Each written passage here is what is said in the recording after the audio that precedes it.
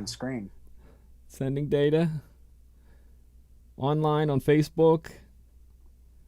I don't know what happened, folks. Online on YouTube. We're back online. On music and mixing. That's the video I'm now That watching. oh, that's from last week. Folks, for those who are watching, I apologize. I have no idea what's going on with this. Oh, here we are. We will redo this another day when we have proper connection. I'll make sure I have John and him being available to run the back end, because like I said, it really gets kind of goofy with what you have to set up and what you don't, and what switches you flip and different things like that. And I think we're still kind of flopping back and forth between a good feed and a bad feed, because it just turned from green to yellow on mine, and there's orange, and then it's going to go to red, and then that's it. So Jay, can I have you back another night? Yes, to you where can. We'll get John in here, because I think this is a topic that is important, because we all want certain things out of equipment, Yeah. and like you said, because this year you don't get to hear it from people, maybe we can set something up where we really get the chat going, and we can say what ideas, on the next step on that. And like I said, maybe even get John involved, simply because he does the literal opposite side of what I do in the business. Right. And I think it's important that people understand you can come to us or to any manufacturer, anybody at a show, and say, you have to do this. There's a lot of logistics and things that fortunately I don't know about, and nor do I want to, that go into the decision-making process. If, I've said this before, I'll say it again. If you came to me and we sat down and said, let's make the perfect controller, it would cost about 10 grand. It would be to perfection. Right. The SX introduced a new era where that established this is a great size. It looks good. It feels good. It's professional. I'll tell you right now, one of my great ideas over the years was, guys, I'm not good with flipping decks.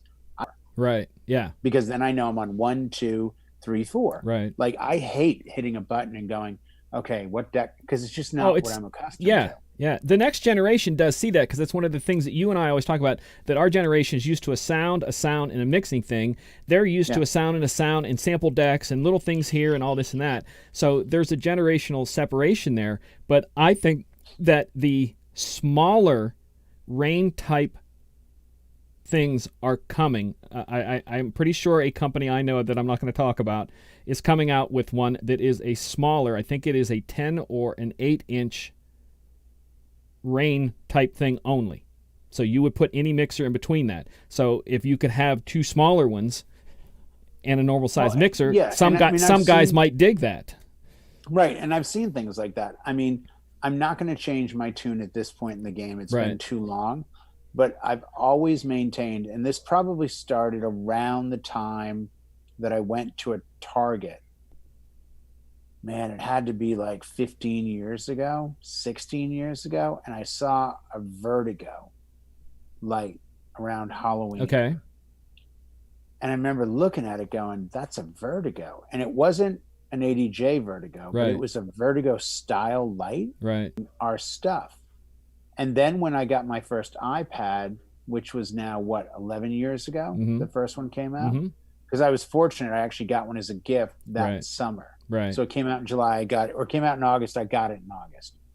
And I probably got hired by 6 clients when I showed at the meeting at Starbucks and went, yeah. And they're like, you have an iPad? I'm like, oh yeah, you have to.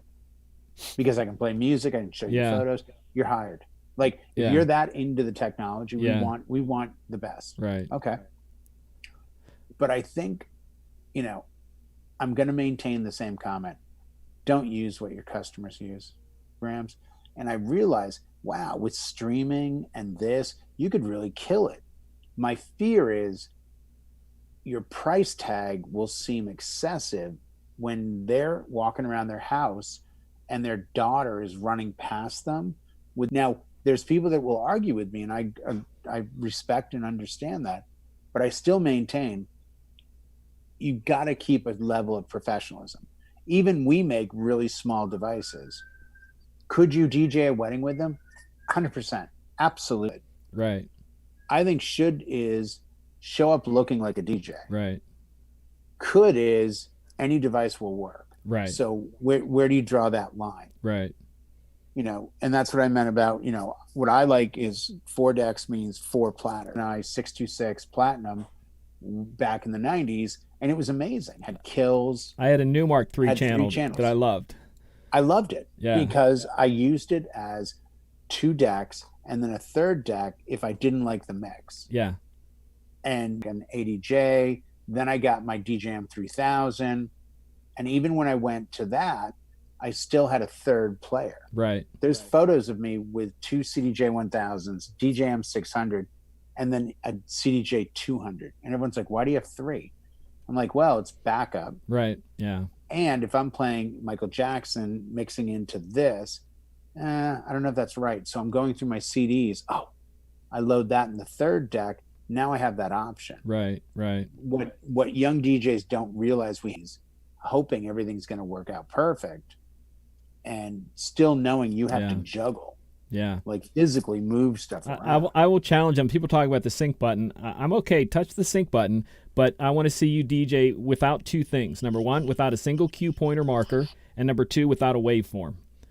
You can use that sync button, but no waveform, no other, and see that it's a different world. Oh, it's a completely different world. But the problem is, guys like us who look at this as the art form of today need to go back 20, 30 years when you not only were reading, you started taking. Right. Like I've had nights where, and especially New Year's Eve parties, like I did 15 of those in a hotel in San Diego, and the reading stopped within about 10 minutes because I looked at the crowd and realized who they were, and then took the crowd. And that's when your event's killing it. And every DJ I know that's done a wedding and had a great wedding knows what I mean. And I'm afraid that with technology now, you're still paying attention, but you can type and get such fast results. And you can get, this song goes with this song. This song's the same key. This song's within 2 beats. Like sometimes you just have to let wrong everything, and the crowd erupts, and you realize why you're a DJ. Yeah. Real quick, we're gonna kill this for tonight. But to expand upon what you said there is that a lot of DJs don't, like in our era. Let's say you wanted to play the YMCA and it was going to be a hit. We would set that up 30 minutes ahead of time.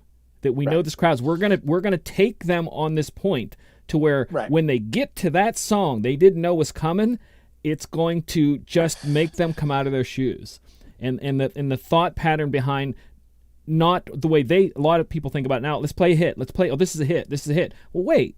You got to set that up. You got to take them there. So when they get there, it's not just a hit. It's oh my gosh, Right. So I took a lot of pride. I mean, you're talking a New Year's Eve party for 800 gay men. Right. And I'm starting at 8, going till 2, and I took a incredible amount of pride in not playing Celebration, Vogue, like a bunch of tracks until after midnight. Right. And I had to, and that was calculated because people were coming up going, oh, do you have this? It's like, oh, give me a little bit. I'm going to get that on for you. In my head, knowing this journey, come down and do Vogue and the place goes ballistic. Right. That's my vision of the night. And I think that the technology has changed it a little, but I still DJ that way. I still look at the night as, man, later EDM. Check. I really love EDM. They were doing, I'll never forget, Whitney Houston, I Want to Dance Somebody. Everyone's out there doing their thing. And I pitched it up to like 121, 122. So a little fast, and I pitched down, losing it. But like, I'm losing, boy. And they just erupted. And I was like, okay, Call on Me by Eric Prydz, Sandstorm, the big bangers, the Better Off Alone, the Launch. They just kept losing it because I knew I was going to then come back to go slow. Right. And in pitch down on a piano part of, I don't know if it was Better Off Alone or something, but as I'm pitching wide down, when I got down to like 90, 80, right around there, hit play on the other deck and had Lizzo, Truth Hurts, with that little piano thing. Right. Loop. Right. And again, thinking ahead. Oh, yeah. Thinking ahead. And that's where the technology now, I think I'm better DJ on a computer because I have more access to music faster. there's really nothing else that makes me better. I was just as good before, but I'm better now because now I have choices. Back in the day, or that one crate, you always kept going to the same thing, and we get a chance to be a little bit more colors in our palette. We're using the 64 box of Crayola now. Yeah, exactly. So, now we're on like a 128 or a 256 whatever it is. or something. Yeah. All right, this was great. I'd love to do this. Yeah, I definitely want to do this again when we. I apologize to everybody because I know I see a lot of people tuning in, tuning out because this is. I do the double. I really need to get John to help with the back because there just becomes a lot going on. He's the expert on all this. I'm not. I don't get that experience, but I want to do this again because I'm seeing a lot of comments in the chat that you guys are really enjoying the topics of what we're talking about. And I think we could definitely hit this again and talk more about what you just talked about, was the fact of, looking at it from the other side, because this one we talked about the equipment, what all goes in the equipment. Then let's just push the equipment aside and talk about what can we do with what we have that we're not doing. Yeah, look a little further than that, because there's like when I teach my DJ classes and we talked about the cue points, people don't even think about them as being just place markers. They think, well, I don't need to start the song there. Well, no, you don't need to start the song there, but it just gives you a marker telling you here. Because on a record, you might be able to see it. On a CD, you had to know this minute and second, or you're screwed. That was it. So you have these markers. And that's part of that technology where I am the first to admit I steal from DJs constantly. If somebody says, "Oh, I always if I have a problem," I know when I get to that point, if I hit loop, I'm still feeling the same energy, but I've bought myself a little bit of time. Yeah.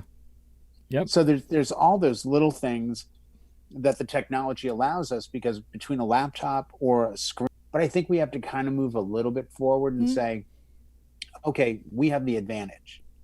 We got to do this. I make this comparison all the time with weightlifters. I mean, look at the technology of just lifting weights now. Every place you go has protein powder and Mr. Olympian. Yeah. Some of them took steroids, whatever, but the bulk of what they were doing was the work. Yeah. Well, it's the same with being a DJ. I don't care if you have 4 CDJ 3000s, a 2-or-1 mixer, you got 25 grand worth of gear to you if you're putting in the work. Yep. And if you don't need the gear, don't get the gear. Right. Get the gear you do need. Yeah. What you can afford, what you need at the time, and what best serves you for what you are doing. Right. Absolutely. I couldn't agree more. Again, apologize for everybody who's watching this buffering. We will do, I promise you, I'm going to say this 3 times so that if it stops and starts, you can hear me. We will do this again for at least hanging out tonight. I don't know if this is going to stay live or I'm going to end up putting it, behind the scene, just because I'm going to go back and look and see what it is. But Jay, thank you so much for joining me. I think this is some important stuff that I think DJs want to hear about, because it's a step beyond what do I do kind of questions. Because anybody can ask, what do I do? And then someone gives them an opinion of what to do, and that may not be right for them.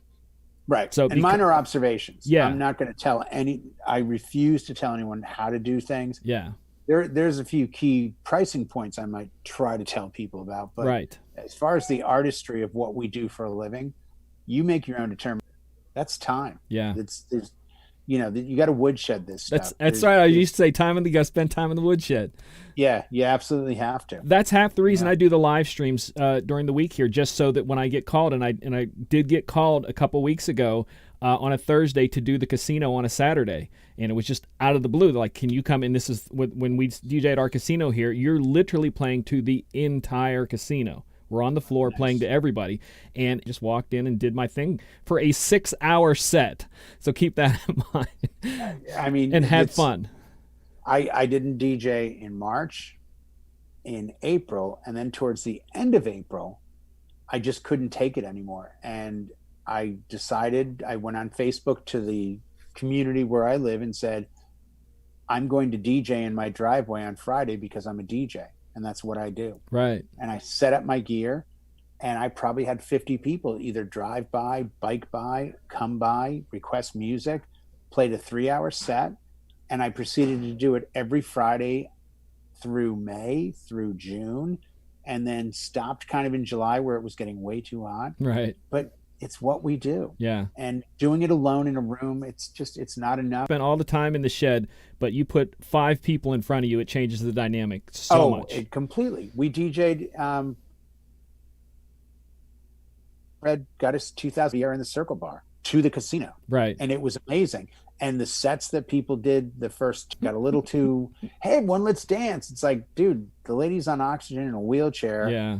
Playing penny slots. I don't know that you really want to get her up to do the YMCA, but that's just my take on it. Right. Yeah. But yeah, you need to feel like you're still doing this. Yeah. All right, cool. Again, thank you everybody for watching. Jay, thank you so much. My pleasure, MJ. We don't get enough chance to talk like this because I learned so much from you because I'm getting a more of a perspective than local, especially. You know, we're all kind of get stuck in our worlds, and I love expanding out to people who don't even have anything to do with what I do and where I'm at, but are still a DJ. So appreciate that so much. I've said this at every convention, every trade show, every time I've ever done a presentation. I can learn from someone in this room. I guarantee I can learn from more than one person in this room. And that's the joy of this, is coming home and being like, oh, someone told me about this introduction. Someone told me about this mix. Someone told me about this remix. You're learning or you're not growing. Yeah, absolutely. That's all there's to it. We're no different than anyone else. They can catch you on all the social medias, right? If they have a question about the new equipment, especially, because that's pretty exciting. Absolutely. Just DJ JAYB, I think, is my Facebook. Is that I haven't used that in so long. What is my? You can just just time for him. He's everywhere. Because I think I've catch you on a couple different places. So yeah, I'm all over the place. JAYVJ.com is my YouTube channel. Instagram, it's DJ Brannan, BRANNAN. You can find me pretty easily. Yeah. Cool. I'm not. It is one of my favorite places because it is a humongous off-road riding area, and I said that if I were to retire, that's where I want to retire. And everybody looks at me like I'm crazy. I'm like, you don't understand. Yeah. From Metal Militia and Scum, Colin used to come by my Starbucks like every day. Yeah. And my son, his last bike was a 450 Husqvarna. Yeah, yeah. So I ended up getting an old pickup truck based solely on, if you can get the bike, I'll buy the truck to take for days out here. Yeah. Yeah. Cool. You're a rider, come out here. Cool. There is a DJ chill room going on. If you guys want to go check it out, it's DJNTV. I'll be in there in a little bit too. Yeah, DJNTV.com/chat. No, chill. CHIL. Chill. Yeah. Yes. CHILL, I think. 2 L's. Try both. Yes. Whichever one gets you. That's what you get. All right. Again, I promise you we will do this again because this is some of the best. This is what I bring my show, because the music and mixing show is about the mixing DJ and about putting effort into it. And Jay knows that mindset of, all right, till next time, take care, everybody.